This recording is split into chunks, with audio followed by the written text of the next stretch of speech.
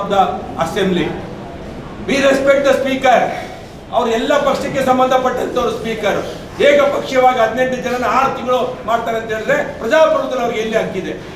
ನಾನು D K Shivakumar ಅವ್ರಿಗೆ ಹೇಳೋದಷ್ಟೇ, ನಿಮ್ಮಿಂದ ಏನೇನು ಷಡ್ಯಂತ್ರ ನಡೀತದೆ ದಯವಿಟ್ಟು ಸ್ವಲ್ಪ ನೀವು ಮೂಲ ಕಾಂಗ್ರೆಸ್ಸಿಗರು ದಯವಿಟ್ಟು ನೀವು ಸ್ವಲ್ಪ ನೋಡಿ CCTVಗಳನ್ನ ತೆಗೆಸಿ.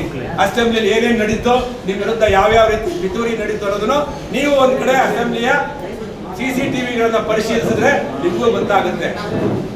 ಪಾಪ ನೀವು ಹೋರಾಟ ಮಾಡಿದ್ದೀರಾ, ಕಾಂಗ್ರೆಸ್ ಸರ್ಕಾರ ಬರೋದಕ್ಕೆ ಪ್ರಯತ್ನ ಮಾಡಿದ್ದೀರಾ. ನಮ್ಗೆ ನಿಮ್ ಬಗ್ಗೆ ಅಯ್ಯೋ ಪಾಪ ಇದೆ, ನಿಮ್ ಬಗ್ಗೆ ಅಯ್ಯೋ ಪಾಪ ಇದೆ ನಮ್ಗೆ ಡಿ ಕೆ ಶಿವಕುಮಾರ್ ಸರ್ ಅವರೇ. ಅದರಿಂದ ನಾನು ಈ ಸಂದರ್ಭದಲ್ಲಿ ಮಾನ್ಯ ಮುಖ್ಯಮಂತ್ರಿಗಳಿಗೆ ಮತ್ತೆ ಹೋಮ್ ಮಿನಿಸ್ಟರ್ಗೆ ತಕ್ಷಣ ಇದನ್ನ CBI ಕೊಡಬೇಕು ಮತ್ತೆ ನ್ಯಾಯಾಂಗ ತನಿಖೆ ವಹಿಸಬೇಕು. ಯಾರು ದೊಡ್ಡವರಿದ್ರು ಅವ್ರನ್ನ ಬಂಧಿಸುವಂಥದ್ದು ಆಗ್ಬೇಕು ಅಂತೇಳಿ, ಯಾರೇ ಆಗಲಿ ರಾಜಕೀಯದಲ್ಲಿ, ನಾನು ಆತ್ಮೀಯ ಪತ್ರಕರ್ತ ಸ್ನೇಹಿತರೆ, ರಾಜಕೀಯದಲ್ಲಿ ಎಲ್ಲರಿಗೂ ನ್ಯೂನತೆ ಇರುತ್ತೆ. ಯುದ್ಧ ಭೂಮಿಯಲ್ಲಿ ರಾಜಕೀಯವಾಗಿ ಹೋರಾಟ ಮಾಡಬೇಕೇ ಹೊರತು ನಮ್ಮ ನ್ಯೂನತೆಗಳನ್ನ ಇಟ್ಕೊಂಡು ಅದನ್ನ ಉಪಯೋಗಿಸ್ಕೊಂಡು ಸಿಡಿ ಮಾಡುವಂಥದ್ದು, ಹನಿ ಟ್ರ್ಯಾಪ್ ಮಾಡುವಂಥದ್ದು ಹೀನ ಕೃತ್ಯ. ನಾನು ಅದನ್ನ ಖಂಡಿಸ್ತೇನೆ. ಅದರಿಂದ ನಾನು ಈ ಸಂದರ್ಭದಲ್ಲಿ ಮುಖ್ಯಮಂತ್ರಿಗಳು ರಾಜ್ಯದಲ್ಲಿ ಈ ರೀತಿಯ ಕೆಲಸಗಳು ಆಗಬಾರ್ದು. ನಿಮ್ಮ ಕುರ್ಚಿ ಉಳಿಸ್ಕೊಳ್ಳೋಕ್ಕೆ ನೀವು ಇದನ್ನ ತಂದು ಮುಚ್ಚಾಕ್ಬೇಡಿ. ನಿಮ್ಗೆ ಹಣೆ ಬಾರದಲ್ಲಿ ಇದ್ರೆ 5 ವರ್ಷ ನಿಮ್ಮ ಮಗ ಅವ್ರು ಹೇಳ್ದಂಗೆ 19ನೇ ಬಡ್ಜೆಟ್ ನಮ್ಮ ತಂದೆ ಮಂಡಿಸ್ತಾರೆ ಅಂತ ನಿಮ್ಮ ಮಗ ಅವ್ರು ಹೇಳ್ತಾರೆ ಒಂದ್ ಕಡೆ.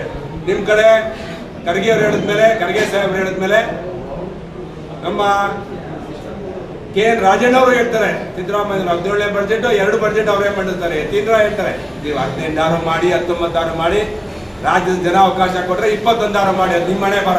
ಆದ್ರೆ ನಿಮ್ಗೆ 5 ವರ್ಷ ಅಧಿಕಾರ ಕೊಟ್ಟಿದೆ, ಬಡವರ ಪರ ಕೆಲಸ ಮಾಡಿ. ಇವತ್ತು ಈ ಸರ್ಕಾರನ ಭ್ರಷ್ಟಾಚಾರದಲ್ಲಿ, ಭಾಗ್ಯಗಳಲ್ಲಿ ಸಮಾಜ ಶ್ರೀಮಂತರು ಕೊಟ್ಟು ಈ ಸರ್ಕಾರನ ಕರ್ನಾಟಕ ರಾಜ್ಯವನ್ನ ದಿವಾಳಿ ಮಾಡಿದ್ದೀರಾ. ಜನ ನಿಮ್ಗೆ 1989ರಲ್ಲಿ ನಿಮ್ಗೆ 178 ಸ್ಥಾನ ಕೊಟ್ಟರು.